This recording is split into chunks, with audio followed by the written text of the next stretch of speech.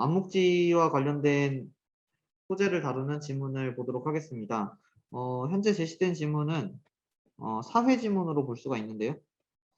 자, 그러면은 이 지문을 어떻게 읽어가는 것이 이제 수능을 대비하고 글을 정확하게 이해하면서 평가원에서 요구하는 글읽기 방식으로 글을 읽을 수 있을지 설명을 같이 해보도록 하겠습니다.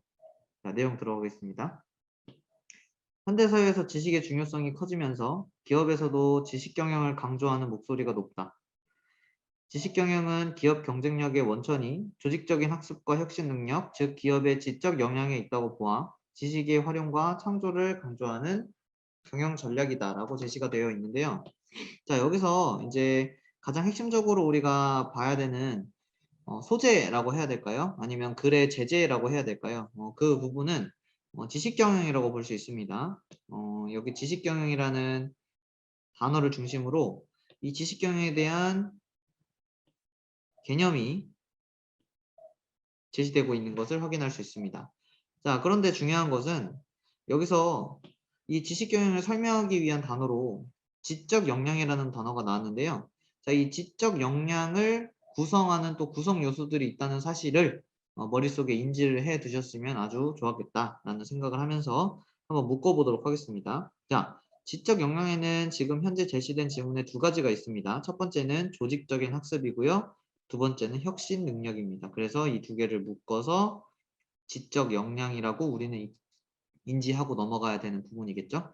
자, 그 다음에 이 지적 역량에 있다고 보아서 이를 위해 지식의 활용과 창조를 강조하는 경영 전략이 바로 지식 경영이다라고 인지하고 우리는 넘어갈 수 있어야 합니다.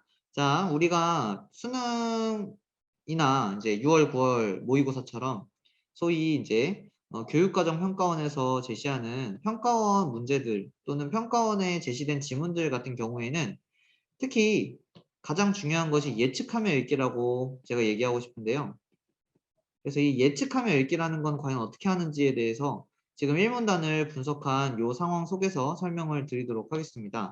자, 일단 1문단을 기준으로 우리가 결국에 이 지문 전체에서 하고자 하는 내용이 무엇인지를 파악을 해야 됩니다. 자, 이미 다 분석이 끝났기 때문에 현재 이 지문에서 진짜로 하고 싶은 내용은 지식 경영에 대한 설명이라는 걸 우리가 인지를 해야 된다는 점이에요. 그러니까 여기서 그 다음에 지금 벌써 보이죠? 암묵지라는 개념이 새로 나오는데 그럼 암묵지라는 개념에 내가 내 정신이 빨려 들어가지 않고 결국에는 이 모든 것은 지식 경영을 설명하기 위한 어떤 하나의 도구다, 어떤 하나의 장치다라는 걸 계속해서 인지하실 필요가 있다는 겁니다. 그러므로 인해서 암묵지라는 개념이 쭉쭉 나올 때 이거를 쭉쭉쭉 읽다가도 분명히 계속 지식경영에 대한 설명이 나올 것이다 라고 예측을 하는 것이 중요한 글읽기의 방식이라고 오늘 설명하고 싶은 거죠. 자, 그럼 내용 들어가겠습니다. 자, 두 번째 문단에 지식경영론 중에는 마이클 폴란이 암묵지 개념을 활용하는 경우가 많다라고 제시되어 있습니다. 많은 친구들이 여기서 암묵지 같은 개념이 나오면 열심히 동그라미 치기 바쁜데요. 일단 뭐 사람 이름에 동그라미 치고 개념에 동그라미 치는 거 괜찮습니다만 결국에는 그 대상을 동그라미 치는 이유는 무엇이죠? 그 대상이 어떤 설명을 통해서 설명이 되고 선택지로 구성될 수 있는지, 즉 암묵지에 동그라미 치고 싶으면 암묵지를 설명하는 부분 역시도 연결이 되어야 있어야 한다는 점을 꼭 기억해 주셔야 되겠습니다. 자, 무슨 말이냐? 폴라니는 명확하게 표현되지 않고 주체에게 체화된 암묵지 개념을 통해 모든 지식이 지적 활동의 주체인 인간과 분리될 수 없다는 것을 강조했다라고 제시를 하고 있습니다. 자, 그럼 여기서 이제 제시가 되었어요. 뭐가 제시가 되었느냐? 좀 전에 설명했던 암묵지라는 개념 자체에 대한 설명이다. 어디 있냐면 명확하게 표현되지 않고 주체에게 체화된까지 정리된 상태에서 이것을 암묵지라고 한다는 것을 우리가 인지할 수 있어야 되는 것이죠. 그리고 두 번째 예측하며 읽기. 암묵지라는 건 명확하게 표현되지 않고 주체에게 체화, 여기서 어휘 튕겨나가면 안 됩니다. 체화라는 건 몸에 새겨진 지식이라고 이해하셔도 되겠는데 자, 근데 예측하며 읽기 두 번째라고 제가 말한 이유는 예측하며 읽기는 1문단을 통해서 이 글의 전체의 전개 방식을 아는 것도 중요하지만 이 글에서 암묵지라는 개념이 나왔을 때 암묵지에 대조되는 개념도 우리가 추론할 수 있다는 점에서 예측하며 읽기가 또 하나의 효과를 지닌다는 점을 알아두셔야 합니다. 자, 다시 얘기할게요. 그렇다면 명확하게 표현이 되고 주체에게 체화된 게 아니라 만약에 글로 써진 것이라면 그건 암묵지가 아니라 또 다른 어떤 것이 있을 거라는 사실을 예측할 필요가 있다는 것이죠. 자, 그럼 계속 내려가서 과연 그런 내용이 정말로 나오는지 보도록 하겠습니다. 암묵지 개념을 통해 모든 지식이 지적 활동의 주체인 인간과 분리될 수 없다는 것을 강조했다. 자, 왜 분리될 수 없죠? 몸에 새겨져 있기 때문이죠. 단어 모르면 글이 그래서 이해가 안 되는 겁니다. 자, 그에 따르면 우리의 일상적 지각뿐만 아니라 고도의 과학적 지식도 지적 활동의 주체가 몸담고 있는 구체적인 현실로부터 유래된 것이 아니다 라고 제시되어 있는데, 자, 여기서 어려운 단어들이 조금씩 나오고 있는 것을 확인할 수 있습니다. 자, 일단 일상적 지각, 고도의 과학적 지식이라는 단어에서 또 튕겨나가면 안 되겠죠? 일상적 지각이라는 거는 우리가 평범하게 살아가는 속에서 느끼는 감각이라는 뜻일 수 있고요. 고도의 과학적 지식이라는 거는 당연하게도 뿐만 아니라라고 돼 있으니까 분명히 일상적 직업과는 어떻게 보면 다른 결을 가진 의미의 단어겠죠? 그래서 얘는 평범한 감각이라기보다는 고도의 고민이 필요한 복잡한 지식이라고 이해할 수 있을 것으로 보입니다.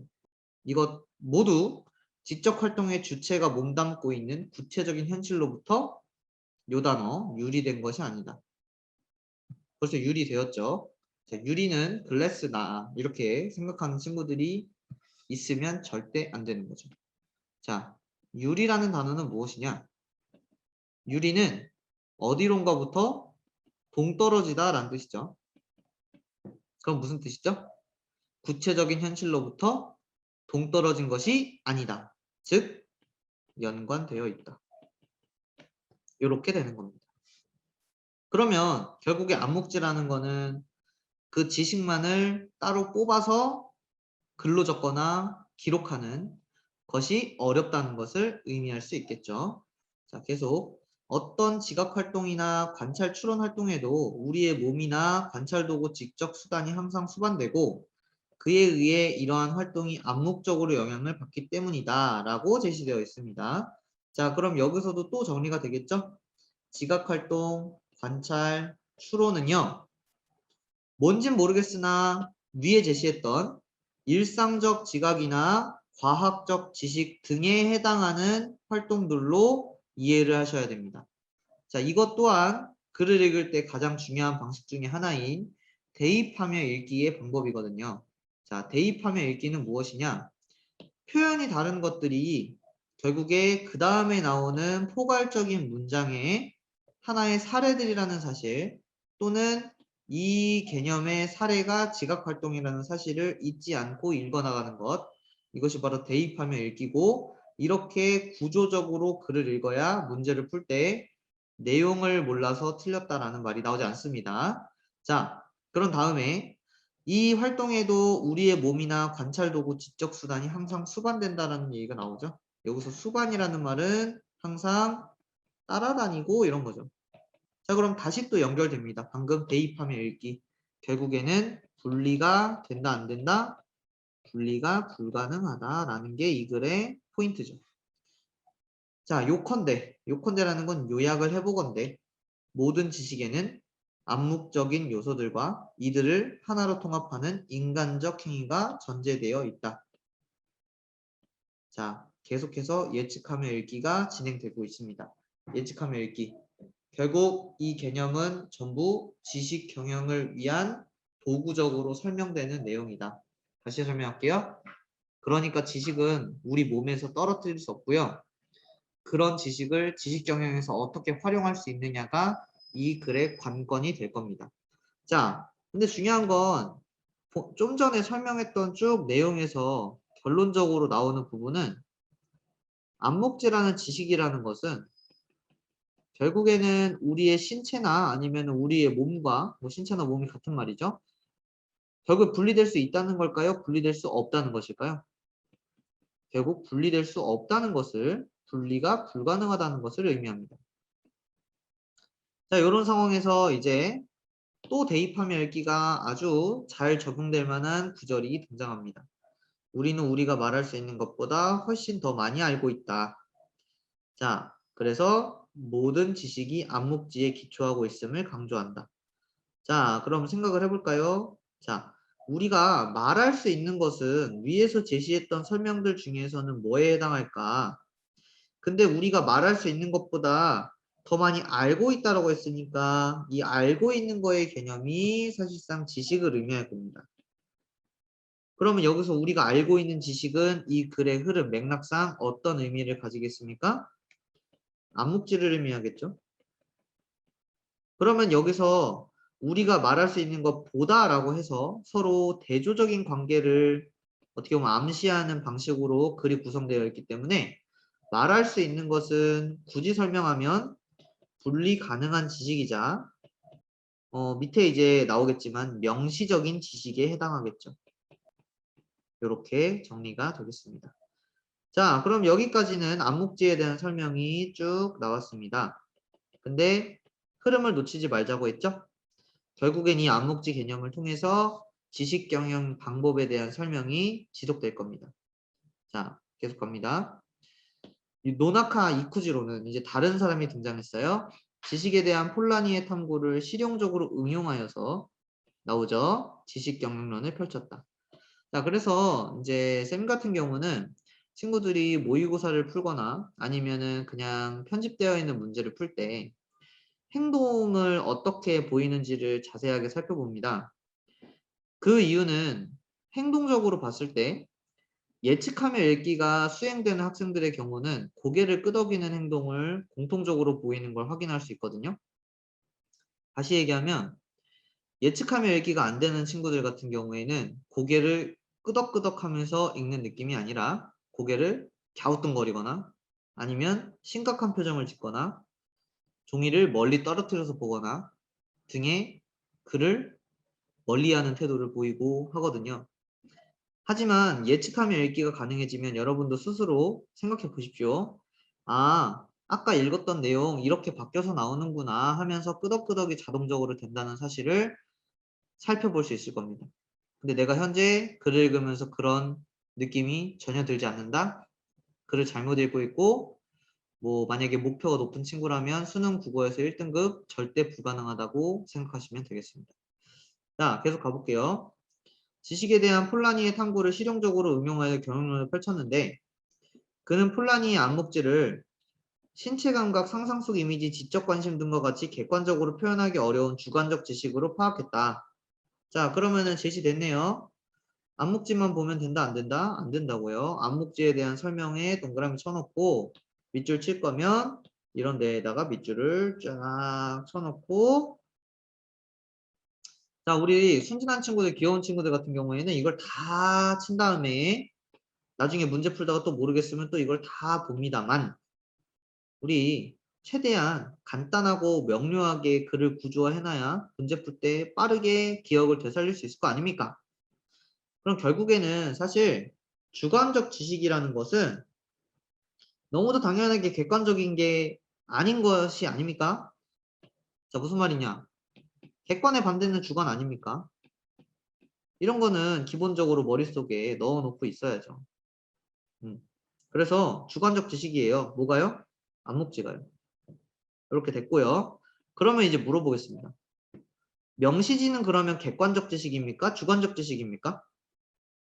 그렇죠. 거기서 객관적이고 논리적으로 형식화된 지식이라는 말이 그대로 나와줘야 되는 거야. 그럼 여기서는 너네 갸우뚱하겠니? 아니면 고개가 끄덕끄덕 되겠니? 당연히 고개가 끄덕끄덕 되는 거야. 이 행동이 나오게 글을 예측하면서 읽어야 된다는 얘기입니다. 그리고 이것이 암묵지에 비해 상대적으로 지식의 공유 가능성이 높다. 그리고 이런 지시어들 정확하게 뭘 지시하는지 헷갈리면 안 됩니다. 이것은 명시지를 의미해요. 자, 명시지는 어떻다? 지식의 공유 가능성이 높다. 당연하겠죠? 객관적이기 때문에 사람들한테 전달이 쉬운 것이죠. 자, 그 다음에 이제 여기서 암묵지와 명시지의 분류에 기초하여 논학하는 개인, 집단, 조직 수준에서 이루어지는 지식 변환 과정을 4가지로 유형화하였습니다. 이 유형화 왜 한 거죠? 하면 답이 나와야죠. 지식 경영을 위해서. 또 지식 경영이 뭐야? 이렇게 물어보는데 이러면 안 되는 거야. 지식 경영이 뭡니까? 1문단에 아까 설명이 다 나와 있었죠? 그래서 그걸 조금이라도 기억을 해놓고 읽어야 되는데 글을 아예 접해보지 않은 친구들은 위에 있는 내용을 언급을 해도 처음 듣는 것처럼 리액션하는 경우가 있어서 그 부분은 조금 본인들의 암기력을 올릴 필요가 있다는 사실을 기억해 주시면 좋을 것 같아요. 왜냐하면 우리 바로 위에서 읽은 것까지 암기를 못하면 지금 너무 빠른 시간 내에 다 잊어버리는 거 아닙니까? 그렇죠? 자, 그럼 이제 이 지식 변환 과정과 관련해 가지고 우리가 얻을 수 있는 교훈은요. 대입하며 읽기에 아주 좋은 방식으로 제시되어 있다는 그 내용으로서 연습하기 좋다는 걸 알아주시면 좋을 것 같아요. 자, 보겠습니다. 암묵지가 전달되어 타자의 암묵지로 변환되는 것, 암묵지가 암묵지로 변환되는 것, 이거는 대면 접촉을 통한 모방과 개인의 숙련 노력에 의해 이루어지는 것. 자, 이런 거 놓치면 안 됩니다. 대면 접촉, 숙련 노력, 이런 걸 공동화라고 한다. 그 다음 암묵지에서 명시지로의 변화는 암묵적 요소 중 일부가 형식화되어 객관화되는 것, 일부가 형식화되어 객관화되는 것이고 이걸 표출하라고 한다. 또 명시지들을 결합하여 새로운 명시지를 형성하는 것은 연결화라고 하고 그다음 명시지가 숙련 노력에 의해 암묵지로 전환되는 것은 내면화라고 합니다. 이렇게 4가지 나왔습니다. 첫 번째 공동화, 두 번째 표출화, 세 번째 연결화, 네 번째 내면화예요. 그래서 이러한 변환 과정이 원활하게 일어나 기업의 지적 역량이 강화되도록 기업의 조직 구조도 혁신되어야 한다고 주장하였습니다. 왜? 이제 드디어 답 나올 때 됐지. 지식 경영을 위해서. 그러면 여러분 마지막 문단까지 읽어야 돼요. 마지막 문단이 중요해요. 네, 중요하죠. 문제 나옵니다. 읽어야 돼요. 근데 그거 언제 다 읽어요? 그거 다 읽을 시간이 없는데요. 근데 지금 방금 쌤이 뭐 했죠? 지식 경영 위해서라고 지금 여기에 목적을 썼지. 근데 그 밑에 뭐라고 나와요? 지식 경영이 실현되기 위해서는 뭐죠? 예측하는 대로 그대로 설명 나오는 거 확인됩니다. 이렇게 글 읽어줘야 돼요. 계속. 지식 공유 과정에 대한 구성원들의 참여가 전제되어야 합니다. 자, 요거는 우리 새로 나온 정보니까 밑줄 쳐줄까요? 구성원들의 참여가 전제돼야 돼요. 무슨 말이냐? 어떤 사람이 타인한테 아무리 암묵지, 지식을 전달해주고 싶어도 예를 들면 내가 학생들한테 아무리 지식을 전달해주고 싶어도 그걸 학생들이 받아들이고 싶어 하지 않으면 전달이 안 되죠. 그래서 당연하게도 참여가 전제되어야 합니다. 하지만 인간에게 체화된 무형의 지식을 공유하는 것은 쉬운 일이 아닙니다. 체화된 무형의 지식을 공유하는 건 어려운 일이야. 자, 근데 중요한 건 체화된 무형의 지식을 무형의 지식이구나 그런 게 있구나 하고 넘어갈래? 아니면 우리가 읽은 내용 중에 대체할 수 있는 단어로 대체할래? 당연히 대체해야겠죠. 암묵지가 되겠죠. 즉 암묵지를 공유하는 건 쉽습니까? 어렵습니까? 쉬운 일이 아닙니다. 즉 어렵다는 얘기죠. 단순한 정보와 유용한 지식을 구분하기도 쉽지 않고 이를 계량화하여 평가하는 것도 어렵습니다. 계량화라는 거는 쉬운 말로 바꾸면 수치화하는 거죠.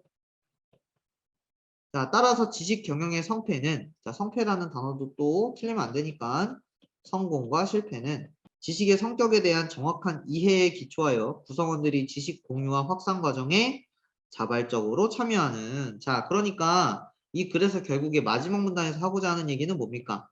암묵지는 공유되기 쉽다 어렵다? 공유가 어렵다. 그렇기 때문에 뭐 해야 된다? 구성원들이 자발적으로 참여하도록 이끄는 방안을 마련을 해야 한다. 여기서 사실상 암묵지라는 거는 결국 쌤이 지금 그대들한테 보여주는 것처럼 영상에서 글을 읽는 법을 알려주는 것 또한 암묵지입니다. 왜? 내가 이걸 글로 써가지고 알려주는 게 아니라 실제로 하는 법을 화면에 띄워서 보여주는 거잖아. 그쵸? 그러니까 그만큼 내 암묵지가 너네들한테 전달되는 게 쉽지 않은 것을 오히려 의미하는 거라고도 생각해도 좋지 않을까라고 생각해 봅니다. 자, 그럼 문제로 가보겠습니다. 다음 페이지에요. 자, 21번입니다. 자, 윗글의 내용 전개에 대한 설명으로 가장 적절한 걸 묻고 있는데요. 자, 내용 전개라는 거는 기본적으로 이 글에 있어서 중심 제재가 무엇인지를 정확하게 이해를 하고 있어야 된다는 거를 알아주세요. 근데 여기서 중심 제재 뭐였죠? 지식 경영이었죠? 근데 지식 경영을 위해서 뭘 했죠? 지식의 유형에 대해서 설명을 했습니다. 암묵지와 명시지에 대한 설명을 했죠. 자, 그럼 그 내용이 어디 있는지 찾아볼까요? 자, 1번. 지식의 성격이 변화됐나요? 아니요. 지식의 성격을 그냥 분류했을 뿐이에요. 자, 2번. 지식이 분리되어 가는 과정? 암묵지와 명시지가 분리되어 가는 과정이 나왔나요? 안 나왔습니다. 3번. 지식에 대한 논의에 기초하여 지식 경영론을 소개하고, 논의에 기초하여 이걸 소개한 거야. 그럼 결국에는 핵심 파트는 지식에 대한 논의예요? 경영론 소개예요? 경영론 소개죠. 이게 핵심입니다. 핵심. 그리고 지식 경영의 성패를 좌우하는 그래도 이거 마지막 문단에 나온 내용이네요. 마지막 문단에 나온 내용이고 그래서 답은 3번이 되겠다. 자, 그다음 4번 지식에 대한 견해의 변화 과정. 아니 그런 거 나온 적이 없어요. 다 비슷한 유형으로 지금 오답 만들어진 거 확인되시죠? 자, 그다음 5번 지식에 대한 두 견해. 지식에 대해서 지금 다르게 봤나요? 이거는 그럴듯하게 만든 거죠. 암묵지와 명시지를 두 개로 나눠놨으니까 너네 이거 찍고 틀려 이렇게 한 건데 자 중요한 건 뭡니까?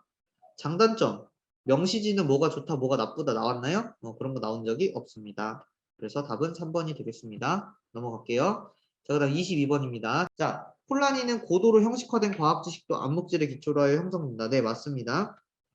이 내용은 어디 나왔냐면은 여기 두 번째 문단에 나왔었습니다. 두 번째 문단에 고도의 과학적 지식 여기 있죠? 고도의 과학적 지식도 지적 활동에 이렇게 하면서 암묵지라고 설명이 나와 있었고요. 자, 그다음 22번에 2번 가보겠습니다. 폴라니는 지적 활동의 주체와 분리되어 독립된 객체로서 존재하는 지식은 없다. 네 맞습니다. 아까 뭐랬죠?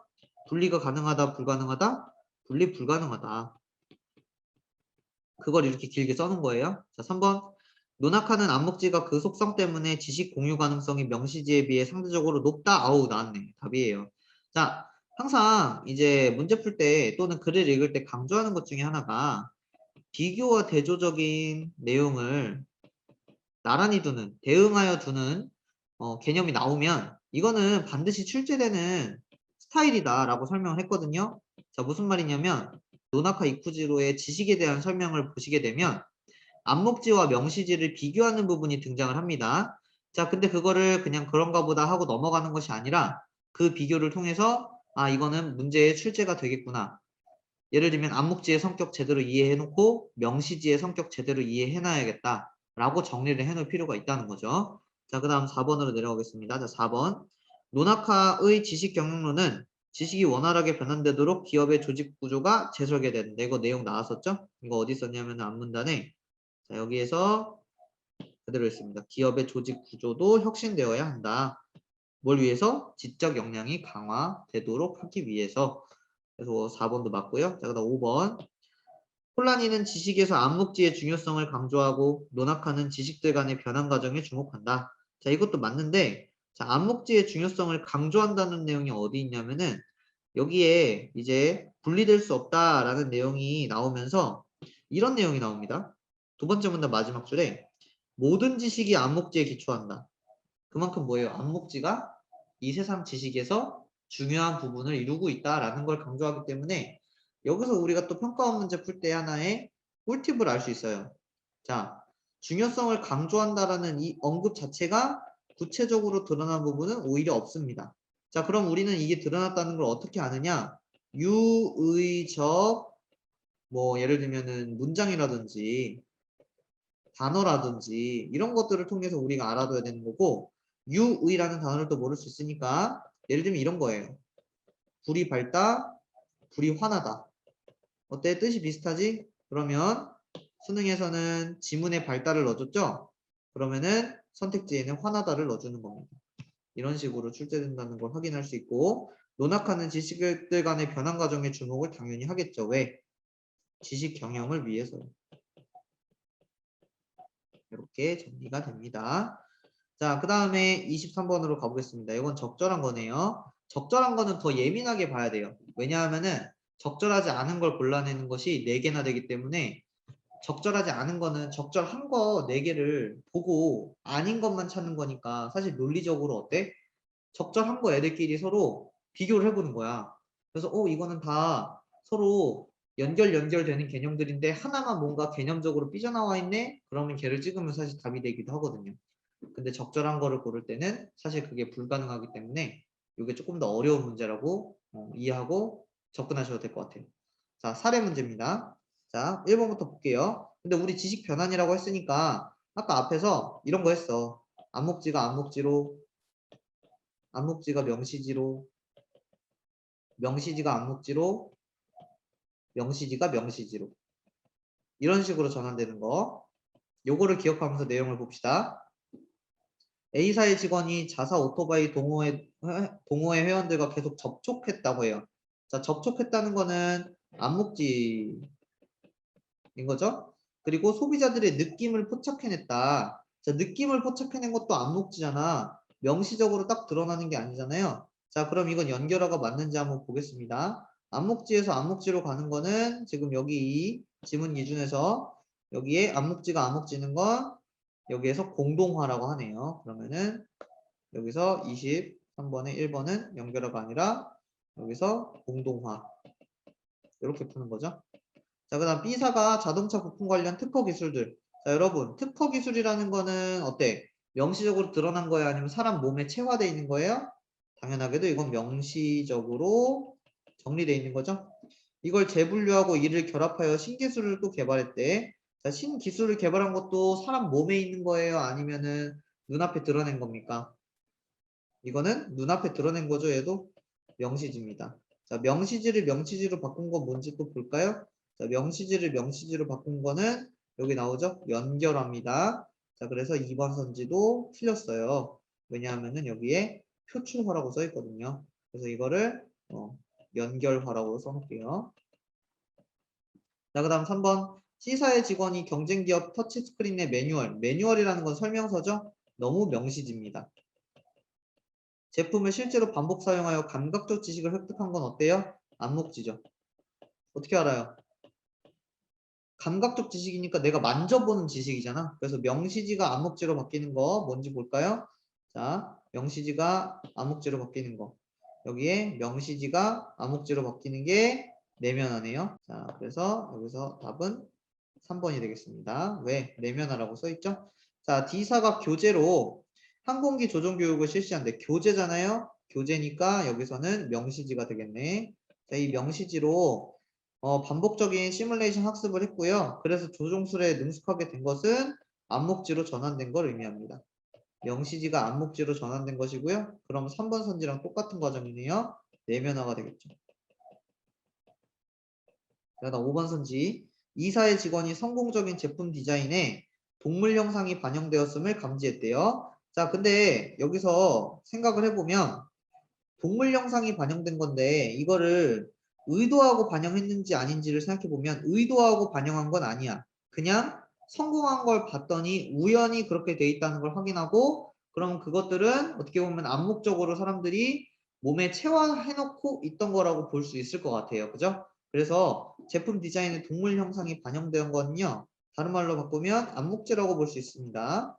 사람들이 의도하고 한 게 아닙니다. 하지만 마지막 문장에 장수하는 소의 몸체가 연상되는 청소기 디자인을 완성한 건 어때? 이거는 이 사람이 생각한 그 인지를 바탕으로 그걸 표출한 거죠. 다시 명시적으로 바꿔놓은 거기 때문에 여기서는 암묵지가 명시적으로 바뀌었다라고 볼 수 있을 것 같아요. 자, 그러면은 방금 쌤이 쓴 단어로도 설명할 수 있는데 자, 암묵지가 명시지로 바뀌면은 그것은 표출화가 되는 거기 때문에 답은 5번은 안 된다.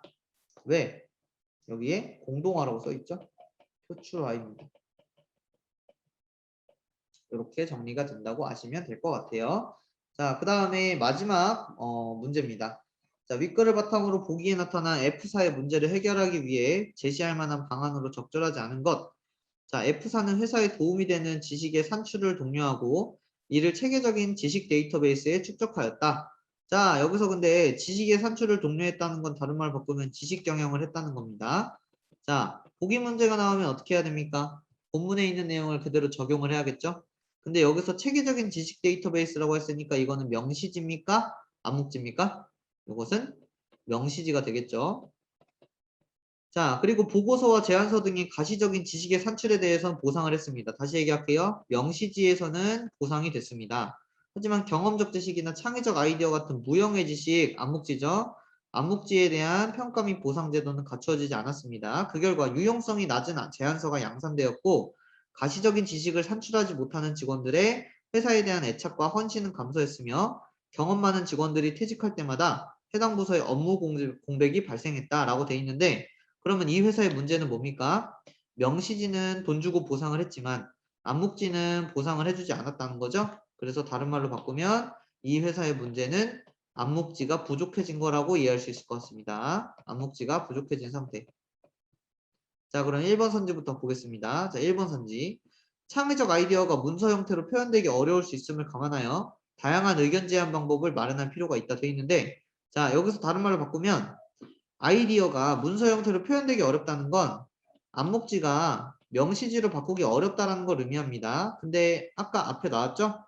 원래 암묵지는 구성원들에게 공유되기가 어렵다고요. 그래서 엄밀히 말하면 표현되기 어려울 수 있음이랑 뭐 공유되기 어려울 수 있음이 똑같은 단어 뜻은 아니니까 만약에 모르겠으면 세모치고 넘어가는 거야. 자, 이런 상태. 자, 그다음 2번 선지. 직원들이 회사에서 사용할 논리적으로 형식화된 지식을 제안하도록 권장하고 이를 데이터베이스에 축적할 필요가 있다. 자, 좀 전에 이 회사의 문제는 뭐였죠? 암묵지가 부족한 거지. 근데 데이터베이스에 축적하는 거는 암묵지를 더 늘리는 거예요? 아니면 명시지를 더 늘리는 거예요? 이거 명시지를 더 늘리는 거잖아요. 명시지를 더 늘리면 된다, 안 된다? 안 된다. 그래서 답이 2번이 됩니다. 자, 3번. 숙련된 직원들의 노하우를 공유한다. 다른 말을 바꿀게요. 암묵지를 공유하는 거죠. 암묵지를 공유할 수 있도록 면대면 훈련 프로그램을 도입하여 집단적 업무 역량을 키울 필요가 있다. 보기 옆에 써놨어요. 암묵지가 부족하기 때문에 문제 발생한 거라고. 암묵지를 늘려줘야 됩니다. 자, 4번. 체화된 무형의 지식 암묵지죠. 이걸 보상받을 수 있도록 제도를 개선한다. 이것도 암묵지에 대한 회사의 투자라고 볼 수 있을 겁니다. 자, 그 다음 마지막 5번. 직원들 각자가 지닌 업무 경험과 기능. 이것도 업무 경험이라고 되어 있으니까 암묵지죠. 이거에 대해서 뭐라고 한다? 존중한다. 그리고 어쩌고 저쩌고 돼서 동기부여 시스템을 발전시킬 필요가 있다. 얘도 적절하게 볼 수 있습니다.